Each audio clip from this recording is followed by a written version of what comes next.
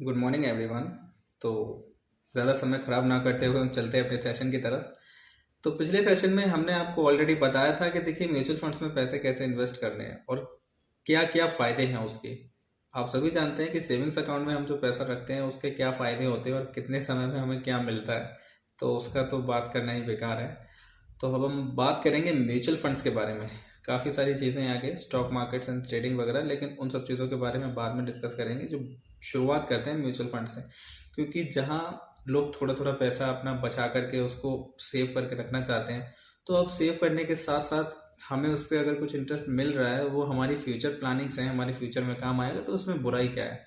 तो उसी के लिए हमने आपको ऑलरेडी पिछली वीडियो में बताया था कि इस बार हम आपको लाइव सेशन करके दिखाएंगे कि म्यूचुअल फंड्स में अगर हमें पैसे इन्वेस्ट करने हैं तो किस एप्लीकेशन के थ्रू करें, कौन सा एप्लीकेशन अच्छा है और कितने समय तक हमें रखना है। अगर हमें लग रहा है कंपनी आगे ग्रो नहीं कर पाएगी तो हमें वहाँ से अपना पैसा निकाल लेना है, बस बात खत्म। बस ये रहता है, मान लीजिए कि आपको समय समय पर कंपनी के काम को और अपने म्यूचुअल फंड को, जहाँ भी आपने पैसा इन्वेस्ट कर रखा है, अपने पोर्टफोलियो को देखना होता है, विजिट करना होता है।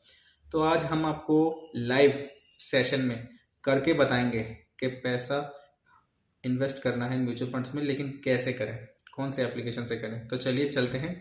तो चलिए अकॉर्डिंग टू द डिस्कशन हम चलते हैं अपने एप्लीकेशन की तरफ और आपको दिखाएंगे कि live investment in mutual fund कैसे करते हैं। चलिए सबसे पहले जब हम जा ही रहे हैं तो आपको एप्लीकेशन के बारे में बता देते हैं कि मैंने अपने फ़ोन में एप्लीकेशन जो है ग्रो डाउनलोड करके रखा है इन्वेस्टमेंट के लिए।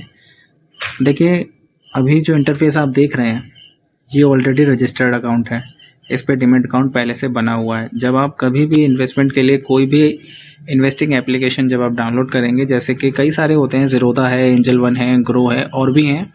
अगर आप किसी भी एप्लीकेशन पे जब अपना डीमैट अकाउंट बनाएंगे तो उसके लिए कुछ अलग प्रोसीजर होता है। यहाँ मेरा एप्लीकेशन ऑलरेडी रजिस्टर्ड है, इसलिए आपको दिखा रहा है ऐसा कुछ इंटरफेस। मैं एक अलग से नया वीडियो बनाऊंगा जिसमें आपको क्लियर हो जाएगा। तो चलिए ये सभी चीज़ें यहाँ पे अभी अलग हैं, हम आपसे डायरेक्टली म्यूचुअल फंड की बात करेंगे, धीरे धीरे अपनी चीज़ों पे बढ़ेंगे। पहला ऑप्शन आ रहा है एक्सप्लोर, डैशबोर्ड, ऑर्डर, एसआईपीज। ये सारी चीज़ें एक्सप्लोर में आप सभी चीज़ें देख सकते हैं, कौन सी कंपनी कितना रिटर्न दे रही है, मतलब पुराना जो रिकॉर्ड है वो सभी दिखाते हैं। डैशबोर्ड में आप अपना खुद का डैशबोर्ड देख सकते हैं। देखिए मैंने अपना म्यूचुअल फंड में इन्वेस्टमेंट नहीं किया है, अब मैंने जो किया था वो निकाल लिया है, तो इसलिए आपको अभी नहीं शो हो रहा है। ऑर्डर्स में वो दिखाए जाएंगे जो आपने ऑर्डर दे रखा है ऑलरेडी, जो आपने ख़रीदा है वो आपको यहाँ पे शो करेगा। एसआईपीज़ का मतलब भी यही है, जब हम अपनी एसआईपी स्टार्ट करते हैं तो हम यहाँ पे हमें वो दिखाई दे देगा।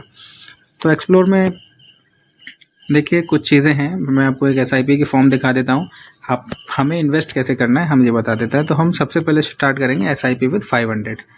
एसआईपी विद 500 के बाद हम देखेंगे कि कौन सी कंपनी में हमें पैसा इन्वेस्ट करना है, कितना हमें रिटर्न मिल सकता है। तो देखिए आईसीआईसीआई का जो prudential commodities fund direct growth है, ये इक्विटी थीमेटिक है और एक है इक्विटी स्मॉल कैप। तो हम ये जो सेकंड नंबर पे Nippon India small cap fund, इसमें चलते हैं। इसका कुछ पुराना रिकॉर्ड देखते हैं। अगर ओवरऑल देखें तो देखिए कंपनी ओपन हुई थी 2013 में, और 2013 में एनएवी का मतलब होता है नेट एसेट वैल्यू, उस समय 9 रुपये थी, और आज के समय में 2013 से 2023 10 सालों में 9 रुपये से 118 रुपये हो गए। तो ये प्रॉफिट हुआ। यहाँ पे वेरी हाई रिस्क था, हाई रिस्क में ही क्या है हमें रिटर्न ज़्यादा मिलता है। देखिए ये रिटर्न कैलकुलेटर है, यहाँ पे आप अपना पर मंथली जो भी एसआईपी बनाते हैं उसके अकॉर्डिंग आप अपनी रिटर्न देख सकते हैं, लेकिन वो तब है जो पिछला रिकॉर्ड है उसके बेस पे। केवल ये होल्डिंग्स हैं कुछ कंपनियों की, किन किन कंपनियों ने इनके साथ अपना जो अमाउंट है वो होल्ड करके रखा है। ये रिटर्न्स, रैंकिंग, सिमिलर फंड्स और expense ratio, exit, load and tax, ये सबसे ज़्यादा इंपॉर्टेंट होता है म्यूचुअल फंड में। जब हम किसी भी म्यूचुअल फंड में पैसा इन्वेस्ट करते हैं तो एक्सपेंस रेशियो हमें पता होना चाहिए। यहाँ पे इंक्लूसिव ऑफ जीएसटी है, जिसमें जीएसटी उसमें ऑलरेडी इंक्लूड है 0.8% में। एग्जिट, लोड एंड टैक्स, जब भी आप अपने पैसे को निकालेंगे म्यूचुअल फंड से तो जो भी आपका प्रॉफिट होता है, आपके प्रॉफिट में से कुछ परसेंटेज चार्जेस जो है वो काटता है एप्लीकेशन, ताकि आपका जो पैसा उन्होंने इन्वेस्ट करके रखा है उसको जब आप वहाँ से निकालेंगे तो आपको प्रॉफिट मिला है किसी कंपनी के थ्रू, तो वो कंपनी भी तो उसमें से कुछ ना कुछ लेगी ना, तो उसका कुछ परसेंटेज चार्जेस हर एक कंपनी काटती है। तो चलिए बैक करते हैं और हम आपको हमने दिखा दिया Nippon India small cap fund. अब चलते हैं स्टार्ट एसआईपी की तरफ।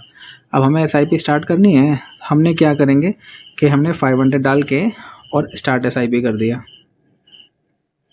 अब स्टार्ट SIP करने के बाद हमें सिर्फ यहाँ पे अपने नॉमिनी वगैरह ऐड कर देने हैं। देखिए ऑलरेडी ऐड है, कंफर्म कर देंगे, OTP डाल देना है।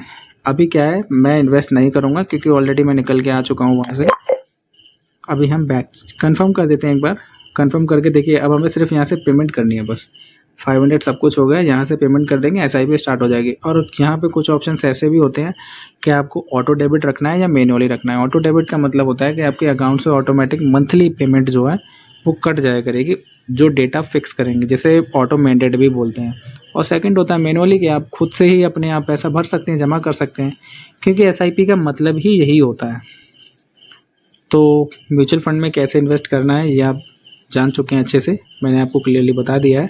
और सारी देखिए कई कंपनियां हैं, एक्सिस है, ICICI है, टाटा डिजिटल है, ICI है, UTI है। और अगर बैक चलते हैं तो देखिए आपको स्मॉल कैप में दिखा देते हैं। यहाँ सारी जितनी भी कंपनियां हैं वो सभी वेरी हाई रिस्क पर हैं। तो जब भी पैसा अपना म्यूचुअल फंड के अंदर इन्वेस्ट करें, अच्छे से पहले जिस कंपनी में भी आपको इन्वेस्ट करना है उसके बारे में अच्छे से जान लें, और जानने के बाद में ही इसमें इन्वेस्ट करें, ताकि आपको नुकसान ना हो लेकिन फ़ायदा हो। क्योंकि जब आप इन्वेस्ट कर रहे हैं तो कोई ना कोई तो रीज़न होगा ना, आपको प्रॉफिट चाहिए, आप अपनी सेविंग को सेफ़ रखना चाहते हैं और उस पर कुछ ना कुछ रिटर्न चाहते हैं अच्छा, इसीलिए। तो चलिए चलते हैं, आज के लिए काफ़ी है और मिलते हैं अगली वीडियो में, जिसमें आपको बताएंगे हम कि डिमैट अकाउंट हमें किसी भी एप्लीकेशन पर कैसे क्रिएट करना है।